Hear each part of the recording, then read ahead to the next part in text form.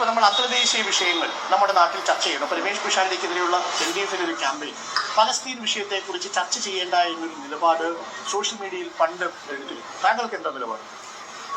നമുക്കെന്നും ഇത് കാണണേ. ഇന്ത്യ എന്ന രാജ്യം ഒരു ചേരിചേര നയം സ്വീകരിച്ച രാജ്യമാണ്. ഇന്ത്യ എന്നും സോഷ്യലിസത്തിന്റെ ഒരു പ്രാധാന്യമുള്ളൊരു രാജ്യമാണ്. നമുക്ക് പ്രത്യേകിച്ച് പശ്ചിമേഷ്യൻ രാജ്യങ്ങളൊക്കെ നമ്മളൊരു വലിയ കണ്ണായി കാണുന്ന ഒരു രാജ്യമാണ് ഇന്ത്യ. നമ്മുടെ വാക്കുകൾക്ക് ഒരുപാട് വില നൽകുന്ന രാജ്യമാണ്. സഹോദരങ്ങൾ എന്ന് വെച്ചാൽ ഒരു കൂടപ്പിറപ്പുമാതിരി കാണുന്ന. അപ്പോൾ നമ്മൾ എന്നും അങ്ങനെ എപ്പോഴും നമ്മൾ നമ്മുടെ ഒരു നയം എന്ന് പറയുന്നത് സാമ്രാജ്യത്വ ശക്തികൾക്കൊപ്പമില്ല, ചേരിചേര നയം ഉണ്ടെങ്കിൽ പോലും നമ്മൾ എപ്പോഴും ഈ ഇമാതിരിയുള്ള രാജ്യങ്ങളുമായിട്ട് വലിയ ആത്മബന്ധം സൂക്ഷിക്കുന്ന രാജ്യമാണ്. ബിരിയാണി വയ്ക്കുന്നതിൻ്റെയും ആക്രി കച്ചവടം നടത്തുന്നതിൻ്റെയും ഒക്കെ ഇതൊക്കെ ശ്രദ്ധിക്കാൻ സമയം കിട്ടുമോ? നമ്മൾ ഈ സാമൂഹ്യ ജീവിയിൽ നമുക്കിതൊക്കെ വേണ്ടേ? നമ്മൾ വെറുതെ ഇവിടെ വന്നു മരിച്ചു പോയി അതല്ലല്ലോ. നമുക്ക് നമ്മുടെ സമൂഹത്തിനോട് കടപ്പാടുകൾ. പശ്ചിമേഷ്യയിൽ നടക്കുന്ന സംഘർഷമുണ്ടല്ലോ, അമേരിക്ക ഇസ്രായേൽ, ഗ്യാസ് വീട്ടിലെത്തി. നമ്മളിപ്പോ വീട്ടിൽ ഇരുന്ന് ട്രംപ് എന്ന് വിളിക്കുന്നുണ്ട് അല്ലെ? വിളിക്കാൻ തോന്നുന്നില്ലേ? ട്രംപിന്റെ വാക്ക് വളരെ ചാക്കുപോലായിരുന്നു. കാരണം നമ്മളുടെ മേഖലയിൽ എത്രങ്ങാനും കടകൾ അറിഞ്ഞു കിടക്കുന്നത്, ഒരുപാട് സ്ഥാപനങ്ങൾ അറിഞ്ഞു കിടക്കുന്നത്, ഒരുപാട് പേര് തൊഴിൽ ബാധിക്കുന്നു. അത്ഭുതം തോന്നുന്നു പോളിസി, ഫോറിൻ പോളിസി നമ്മൾ കഴിഞ്ഞ 10-15-20 കൊല്ലം മുമ്പൊക്കെ ഉണ്ടായിരുന്ന ഫോറിൻ പോളിസിയാണ് ഇത്ര ഒരു പ്രയാസം നമുക്ക് വന്നിട്ടുണ്ടാവില്ല. നമ്മളെ വിളിച്ച് ഹോർമൂസ് തുറന്നു തന്നെ പൊയ്ക്കോളൂ, ഇന്ത്യ പൊയ്ക്കോളൂ എന്ന് പറയുന്നതിന് നമ്മൾ മറ്റ് കേണപേക്ഷിച്ചിട്ട് പോകേണ്ട ഒരു അവസ്ഥയൊന്നും എത്തേണ്ടതായിരുന്നില്ല. ഒരുപാട് നമ്മുടെ ഫോറിൻ പോളിസികളിൽ മാറ്റങ്ങൾ കൊണ്ടുവരേണ്ടതുണ്ട്. നിങ്ങൾ എത്ര വരെ പഠിച്ചിട്ടുണ്ട്? 8ാം ക്ലാസ് വരെ. ഫോറിൻ പോളിസിയെ കുറിച്ചും ഹോർമോസിനെ കുറിച്ചും ഒക്കെ സംസാരിക്കുന്നേ. സുഹൃത്തുക്കളെ, ഈ ഒരു സംസാരം നിങ്ങൾ കേൾക്കണമെന്നേ പറഞ്ഞതേ. ഇദ്ദേഹം പാലക്കാട്ടുകാരനായിട്ട് മനുഷ്യനാണ്. ഇദ്ദേഹത്തെ കുറിച്ച് ഞാൻ ഇന്നലെ ഒരു വീഡിയോ ചെയ്തായിരുന്നു. ഇദ്ദേഹം എങ്ങനെയാണ് ആളുകളോട് പെരുമാറുന്നത്, മനുഷ്യന്മാരോട് പെരുമാറുന്നത്, തന്റെ കാല് പിടിക്കാൻ വന്ന അല്ലെങ്കിൽ തന്റെ കാൽക്കൽ എന്തോ ഒക്കെ കാരണം കൊണ്ട് കാൽക്കൽ വീണ ഒരു വയസ്സായ സ്ത്രീയോട്, പ്രായം ചെന്ന സ്ത്രീയോട്, എന്റെ പൊന്നമ്മ ഇങ്ങനൊന്നും ചെയ്യല്ലേ, ഞാനൊരു ദൈവികതയുള്ള ഒരാളൊന്നല്ല, ആരും ദൈവികതയുള്ള ഒരാളല്ല, ഇങ്ങനെ ആരെയും കാലിൽ വീഴരുതെന്ന് പറഞ്ഞ ഈ ഒരു മനുഷ്യന്റെ പേര്, ഈ ഒരു സഖാവിന്റെ പേര് റസാഖ് എന്നാണ്. ശരിക്കും പേര് പറയുന്നത് എൻഎംആർ റസാഖ് എന്നാണ്. എൻഎംആർ റസാഖ് എന്ന് പറയുന്ന ഈ മനുഷ്യനെ ഇന്നലെ മുതലാണ് സത്യം പറഞ്ഞു കഴിഞ്ഞാൽ ഞാൻ ശ്രദ്ധിക്കാൻ തുടങ്ങിയെന്ന് പറയാം. ഇനി എന്റെ വീഡിയോ കാണുന്ന പാലക്കാട്ടുകാരോടാണ്, നിങ്ങൾ അദ്ദേഹത്തിന് വേണ്ടി പ്രവർത്തിക്കണമെന്ന് തന്നെയാണ് ഞാൻ പറയുക. ഞാൻ പാലക്കാട്ടുകാരനല്ല, ഞാൻ മലപ്പുറംകാരനാണ്. പക്ഷെ ഈ മലപ്പുറത്തിരുന്നിട്ട് ഈ ഒരു സഖാവിനെ കുറിച്ച് എനിക്ക് പറയാൻ തോന്നുന്നത്, വെറും 8ാം ക്ലാസ് വരെ മാത്രം പഠിച്ച, എന്നാൽ സാമൂഹ്യ ജീവി ആയതുകൊണ്ട് തന്നെ ലോകത്ത് നടക്കുന്ന എല്ലാ കാര്യങ്ങളെ കുറിച്ച് വ്യക്തമായി സംസാരിക്കുന്ന ഒരാളാണ്. നോക്കൂ, ഇപ്പോൾ ഹോർമൂസ് കടലെടുക്കിനെ കുറിച്ചിട്ട്, നമ്മുടെ വിദേശ നയത്തെ കുറിച്ചിട്ട്, അന്താരാഷ്ട്ര കാര്യങ്ങളിൽ ഇന്ത്യയുടെ ഇടപെടലിനെ കുറിച്ചിട്ട്, ഇന്ത്യക്ക് ഉണ്ടായിരുന്ന ഇത്ര കാലം വരെ ഇന്ത്യക്ക് ഉണ്ടായിരുന്ന നയ വ്യത്യാസങ്ങളെ കുറിച്ചൊക്കെ 8ാം ക്ലാസ് വരെ മാത്രം പഠിച്ച ഒരു മനുഷ്യൻ നിന്ന് സംസാരിക്കുമ്പോൾ അത്യാവശ്യം വിവരമുള്ള അധ്യാപകനായിരുന്ന, പ്രൊഫസറായിരുന്ന അരുൺകുമാർ ഞെട്ടിപ്പോവുകയാണ്. 8ാം ക്ലാസ് വരെ മാത്രം പഠിച്ചൊരു ചങ്ങാതിയാണ് ഇങ്ങനെ ഫോറിൻ പോളിസിയെ പറ്റിയൊക്കെ സംസാരിക്കുന്നതെന്ന് അത്ഭുതപ്പെടുത്തുന്നുണ്ട്.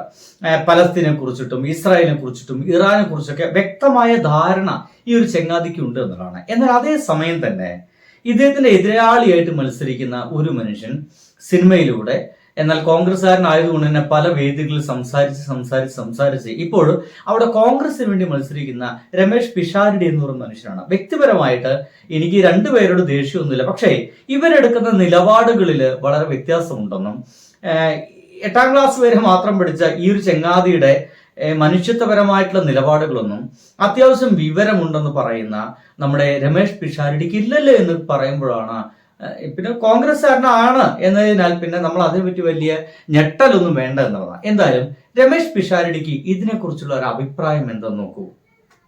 ഈവൻ ഇസ്രായേൽ പാലസ്തീൻ ഇഷ്യൂ വരെ ഞാൻ പറയാണ്, നമ്മളിവിടെ പല പ്രതിഷേധങ്ങളും കാര്യങ്ങളൊക്കെ കാണിക്കുന്നുണ്ട്. അതൊക്കെ നെതന്യാഹുവും UNOയും ഞാനൊക്കെ ഓർമ്മ വെച്ച കാലം തൊട്ട് തുടങ്ങിയ പ്രശ്നങ്ങളാണ്.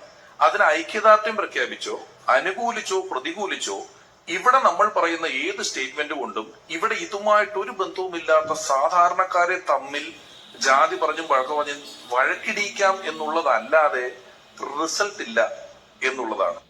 എന്റെ സുഹൃത്തുക്കളെ, ആ റിസൾട്ടാണ് ഇപ്പോൾ നമ്മുടെ വീട്ടിലത്തെ എല്ലാവരുടെയും വീട്ടിൽ അടുക്കളയിൽ തെളിഞ്ഞുകൊണ്ടിരിക്കുന്നത്.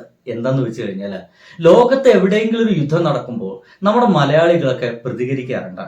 ആ യുദ്ധം അവസാനിപ്പിക്കാൻ വേണ്ടിയിട്ട് സമരം വിളിക്കാറുണ്ട്. ചില ആളുകളൊക്കെ നെതന്യാഹുവിനൊപ്പവും, ചില ആളുകൾ ഇറാന്റെ ഒപ്പവും ഒക്കെ, അല്ലെങ്കിൽ ഇസ്രായേലിന്റെ ഒപ്പവും ഒക്കെ നിൽക്കുന്നതൊക്കെ നമ്മൾ കാണാറുണ്ട്.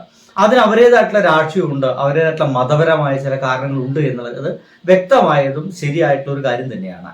പക്ഷേ നമ്മൾ മനസ്സിലാക്കേണ്ടത്, ലോകത്ത് എവിടെയെങ്കിലും യുദ്ധം നടക്കുമ്പോൾ ഇദ്ദേഹം പറയുന്നത് നമ്മൾ പ്രതികരിച്ചുകൊണ്ട് ഒരു കാര്യമൊന്നുമില്ലാണ്. നോക്കൂ, ഇങ്ങനെ പ്രതികരിക്കാതിരിക്കുന്ന നാടായതുകൊണ്ടായിരിക്കണം ഏതോ തലയ്ക്ക് കിടക്കുന്ന ഒരു യുദ്ധത്തിന് ഇങ്ങേ തലക്കിൽ കിടക്കുന്ന കേരളത്തിന്റെ ഇമ്മൂലയിലുള്ള നമ്മളെല്ലാം എന്ത് ചെയ്യുന്നത്? ഗ്യാസിന് വേണ്ടിയിട്ട് പരക്കം പായുന്നത്. അത് കിട്ടാത്തതുകൊണ്ട് ആത്മഹത്യകൾ നടക്കുന്നത്. അത് കിട്ടാത്തതുകൊണ്ട് ചായക്ക് 10 രൂപ ഉണ്ടായിരുന്നത് 15 രൂപയായിട്ടും മടങ്ങ് വർദ്ധിച്ചു പോയത്. ഇതിന്റെ ഒക്കെ കാരണം കൊണ്ടാണെന്നുള്ളത് ഒരു യാഥാർത്ഥ്യമായിട്ട് അവിടെ കിടക്കുന്നു. അത്തരം യാഥാർത്ഥ്യങ്ങളൊന്നും ലെവലേശം മനസ്സിലാക്കാൻ രമേശ് പിഷാരടിമാരെ പോലുള്ള ആളുകൾക്ക് സാധിക്കുന്നില്ല. പക്ഷേ എന്നാൽ വെറും 8ാം ക്ലാസ്സുകാരൻ എന്നൊക്കെ പറയപ്പെടുന്ന ആ റസാഖ് എന്ന് പറയുന്ന ആ ഒരു മണ്ണിനോട് ചേർന്ന് നിന്ന് ആളുകളുമായിട്ട് ഇടപഴകി ജീവിക്കുന്ന ആ ചെങ്ങാതിക്ക് കഴിയുന്നുണ്ടെങ്കിൽ അവിടെയാണ് ഇടതുപക്ഷ രാഷ്ട്രീയം മുന്നോട്ട് വയ്ക്കുന്ന ഒരു വലിയ മനുഷ്യത്വം എന്ന് പറയുന്ന സംഗതി നിലനിൽക്കുന്നത് എന്നുള്ളതാണ്. കഴിഞ്ഞിട്ടില്ല കേട്ടോ. ഇത് മാത്രമായിട്ട് ചുരുക്കുമ്പോൾ നിങ്ങൾ വിചാരിക്കും എന്തൊക്കെയാണ് ഞാൻ ഈ പറയുന്നത്, ഇതൊക്കെ എത്രത്തോളം ശരിയാണെന്നൊക്കെ തോന്നുന്നു. നോക്കൂ, കഴിഞ്ഞ ദിവസമാണ് ഒരാള് പിടിയിലായത്. പീഡന പരാതിയാണ്. ഒരു തരത്തിൽ പറഞ്ഞു കഴിഞ്ഞാൽ ഇദ്ദേഹം ഇറങ്ങിക്കഴിഞ്ഞ അപ്പം തന്നെ കുടുങ്ങിപ്പോയി എന്നുള്ളതാണ്. ആരിറങ്ങിക്കഴിഞ്ഞാൽ നമ്മുടെ രമേശ് പിഷാരടി ഇറങ്ങിയപ്പോൾ ഒരു സുഹൃത്തിനെ കിട്ടിയായിരുന്നു. പാലക്കാട്ടെ ഒരു കൗൺസിലറാണ്. ആ കൗൺസിലറിനൊപ്പമായിരുന്നു അദ്ദേഹം പ്രവർത്തിക്കാനൊക്കെ ഇറങ്ങിയിരുന്നത്. ഇന്നലെ ആ കൗൺസിലർ ഇപ്പോൾ ഒഴിവിൽ പോയിട്ടുണ്ട്. എന്തിനാന്ന് വെച്ച് കഴിഞ്ഞാൽ ഒരു ജാമ്യമില്ലാ വകുപ്പ് പ്രകാരം അദ്ദേഹത്തിനെതിരെ കേസെടുത്തിട്ടുണ്ട്. സംഗതി പീഡനമാണ്. ഈ കൗൺസിലർ നമ്മുടെ രാഹുൽ മാങ്കുടുത്തലിന്റെ അടുത്ത സുഹൃത്തു കൂടിയാണെന്ന് തെളിയിക്കുന്ന ചില ഫോട്ടോസുകളും മറ്റൊക്കെ ഇപ്പോൾ പുറത്തു വന്നിട്ടുണ്ട്. ഇതിനെക്കുറിച്ച്, ഈ ഒരു വിഷയത്തെക്കുറിച്ച് നമുക്ക് ആദ്യം ആ ഒരു സഖാവിനോട് ചോദ്യം ചോദിക്കാം. സഖാവിന് എന്താണ് പറയാനുള്ളതെന്ന് കേൾക്കണം. ഗുരുതര പരാതി ഒരു ദളിത് യുവതി നടത്തിയിരിക്കുകയാണ്, പീഡിപ്പിച്ചു എന്നതടക്കമുള്ള കാര്യങ്ങൾ. ഇതിന് LDF താങ്കളും ഈ തെരഞ്ഞെടുപ്പിൽ എങ്ങനെയാണ് കാണുന്നത്? ഈ പൊതുവെ ഇത്തരം പരാതികൾ എത്ര ഗൗരവമായിട്ടാണ് കാണുന്നത്? ഇത് ഒരു തെരഞ്ഞെടുപ്പ് വിഷയമോ അല്ല. ഇതൊന്നും നമ്മുടെ ഈ സമൂഹത്തിന് ചേർന്നൊരു കാര്യങ്ങളല്ല. സ്ത്രീകളെ മാനിക്കുക എന്നുള്ളത് അടിസ്ഥാനപരമായി നാം സ്വീകരിക്കേണ്ടതാണ് മനുഷ്യൻ എന്ന നിലയ്ക്ക്. അതിൻ്റെ അപ്പുറം ഒരു ജനപ്രതിനിധി കൂടി ആകുന്ന സമയത്ത് ആ പ്രശ്നത്തിന്റെ ഗൗരവം വളരെ കൂടുതലാണ്. ഇതിന്റെ വിശദാംശങ്ങൾ എനിക്കറിയില്ല. കാരണം രാവിലെ 7 മണിക്ക് മുതൽ ഇത്രയും സമയം പ്രചരണം കഴിഞ്ഞിട്ട് അടുത്തൊരു പ്രചരണത്തിന്റെ ഭാഗമായി ഒരു പരിപാടിക്ക് വന്നതാണ്. കൂടുതൽ വിശദാംശങ്ങൾ എനിക്കറിയില്ല.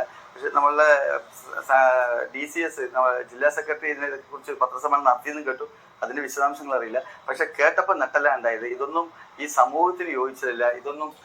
ഇതാണ് അദ്ദേഹം വളരെ വ്യക്തമായിട്ട് പറയുന്നത്. അതൊന്നും സമൂഹത്തിന് യോജിച്ചല്ല, ഇത്തരം കാര്യങ്ങളെല്ലാം വിട്ടുനിൽക്കണം.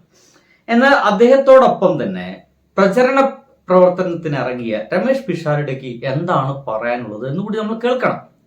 കഴിഞ്ഞ ദിവസവും തെരഞ്ഞെടുപ്പ് പ്രചാരണത്തിലൊക്കെ സജീവമായിട്ടുണ്ടായിരുന്ന പ്രശോഭ് സിവൽസ് അദ്ദേഹത്തിനെതിരെ ഒരു പെൺകുട്ടി ലൈംഗിക പീഡന പരാതി മുഖ്യമന്ത്രിക്ക് ഉൾപ്പെടെ നൽകിയിരിക്കുകയാണ്. എങ്ങനെയാണ്?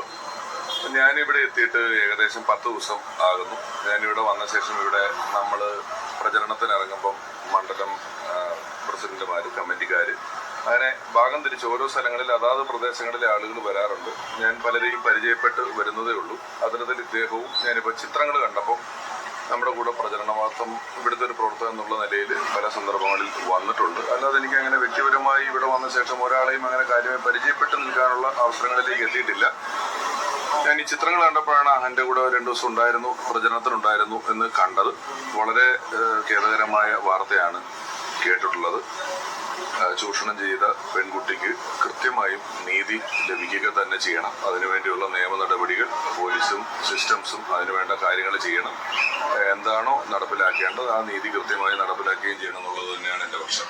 എന്തായാലും ആ പക്ഷത്തിനൊപ്പം തന്നെ നമുക്ക് നിൽക്കാൻ കഴിയുകയുള്ളൂ. കാരണം അത് സ്ത്രീകളെ ബാധിക്കുന്ന, പീഡിപ്പിക്കപ്പെടുന്ന ആർക്കൊപ്പവും ആര് തന്നെയായാലും അവർക്കൊപ്പം തന്നെയാണ് നമ്മളൊക്കെ നിൽക്കേണ്ടത് എന്നുള്ളതാണ്. ഇവിടെ രമേശ് പിഷാരടി ഇങ്ങനെ വളരെ വൃത്തിയായിട്ട് അവർക്കൊപ്പം നിൽക്കണമെന്ന് പറയുന്ന ഇതേ മനുഷ്യൻ തന്നെ സപ്പോർട്ട് ചെയ്യുന്ന വേറൊരു വലിയൊരു ആളുണ്ട്. അദ്ദേഹത്തിന്റെ പേര് ദിലീപ് എന്നാണ്.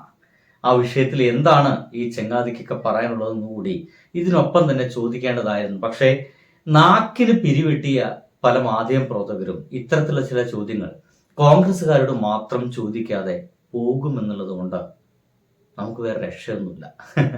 അപ്പോൾ സുഹൃത്തുക്കളെ, പാലക്കാട്ടുകാരെ റസാഖിനൊപ്പം നിൽക്കാൻ ശ്രമിക്കുക. ബൈ.